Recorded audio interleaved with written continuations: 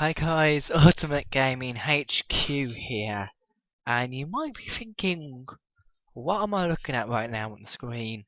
This is obviously on-footed, as you can tell by the FH over here. This is FIFA 16. The players have been released, or most of them has been released. As most of you probably would know if you are big FIFA fans, the demo is already out in the UK. It's been out for about a day now. I've been playing it. I've played it practically yeah, all of yesterday, and I've played about half of it today because I've been at college. But I've put together here I've got the starting 11, and I've got a good bench, and I've got a few other people that I need to name off that have been really good for me so far. As you can see, there's a few weird names in there you'd probably be thinking. There's most of the main ones there. There's your Neymar, there's your Robin, there's your Royces, there's your Modric. Toure is actually really good in this game. Even though he's had a downgrade, he's really good. So just putting that out there. Douglas Costa's probably the one that's shocking everyone, but I love Douglas Costa. The 5-star skills really helps. And being Brazilian, I actually had a team with him as right forward, Neymar as a striker, and good old Cristiano Ronaldo at left forward, and that worked really well. I also had a Suarez in a 4-3-3 attack, Suarez, Messi, and Messi and Ronaldo, which was quite good fun if I do say so myself. Suarez on this game, ridiculous. Obviously, it's 89 rating in the demo because they have not got the updated ratings and stuff on there, but he's ridiculous. Last year, obviously, as many of you would know if you'd watched my first video, I played 101 games, got like 41 goals. He feels exactly the same to me. He just feels really good, and he's had an upgrade. His stats are even better than they are in the demo. So this is one card that I am seriously looking forward to next year. I probably never will ever be able to afford him, unless the price caps would be nice. If price caps are stunning, or if I get lucky to pack him like I did last year. Fingers crossed I can. Neymar, well, his Neymar, he's pretty decent. Royce did okay. Modric, the only reason Modric's in there, there's a few other people that could be in there. Ivan Mendy, actually, believe it or not, actually a really solid player in this game. You wouldn't think so, looking at his stats, but he's actually quite a solid player. So I had a choice between Modric, Ivan Mendy. I have also Petro, I think is how it said. The Valencia centre mid as well was really good at passing. He's a really good player as well. So I had a choice there, but I went for Modric because I was really struggling in the game I was playing against. We were playing on professional, which I don't usually play professional. We start semi-pro for a new game, and I thought, no, I'll go professional. And it was in the 119th minute because I made it go to extra time. Modric chested down and bicycle kicked in from the edge of the penalty box, and then it went to a penalty shootout, and he actually scored me the winning penalty with like one of the loveliest penalties I've ever seen and scored. So that's why Modric is team. Dante is actually quite good because obviously he gets nice strong links with everyone, so it really kind of helps because he has got a buying card obviously on the demo. Obviously, when the game comes out, it'll be Wolfsburg and get that nice chemistry with Ronaldo. But Dante is actually quite good. Now, a few of you might be looking at the bench and thinking, why is half these players on there? This Alana, I just want to put a shout out. I've played about 2 games with him. I've only used it twice because he's only popped up twice. But he's actually been really good. You wouldn't think his stats, obviously, he's a rare on the demo. Everyone's a rare. But he's popped up a few times and he's been quite decent with performance. So far, he's not messed up, so it's pretty good. Darren Silva's another person on the bench. I've got a hat trick in the last game I just played with him. We just literally dribbled for everyone. Dribbling is a key thing this year. That is one thing I will tell you. Feels passing is a lot faster and dribbling is a lot faster. Excuse me. Well, Aubameyang's just Aubameyang really. He's just a pace. He's a bit. It's a bit 50-50 Aubameyang, if I'm honest. He can score some wonder goals, but he can just miss them open nets. Well, not open nets, but he can miss some really easy chances.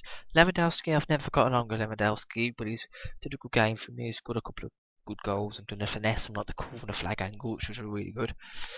And then we have the 3 bigger names which you expect to be in this kind of team, which is Bale, Ronaldo, and Messi.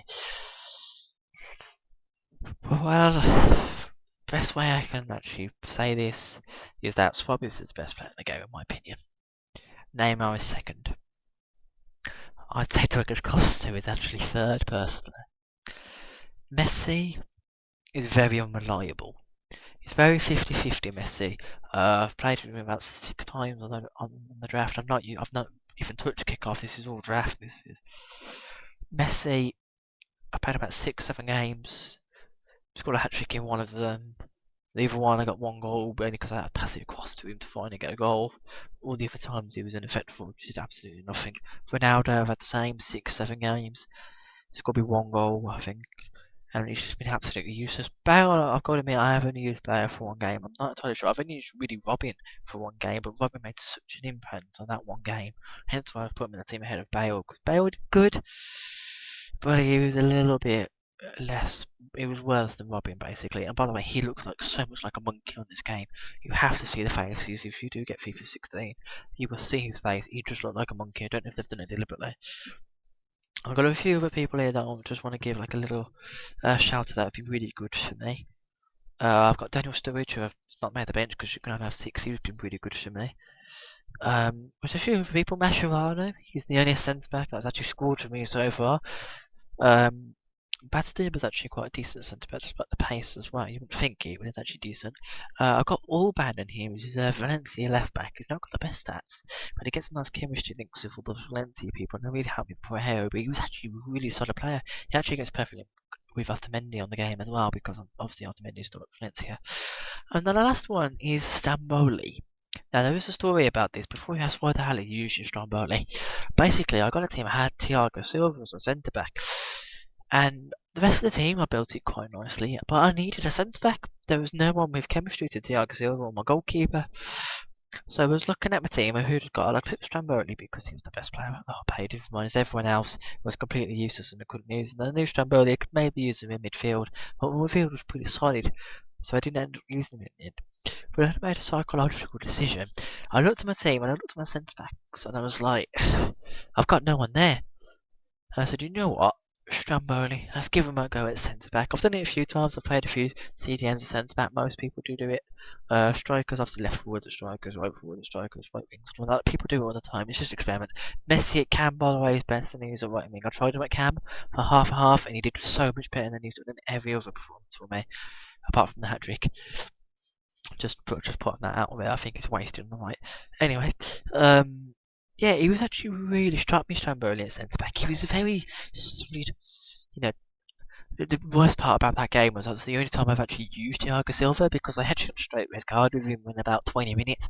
No idea how it was a red card, but literally he was Stromboli at the back by himself with 2 left backs. I can't remember. I think it was what's the name?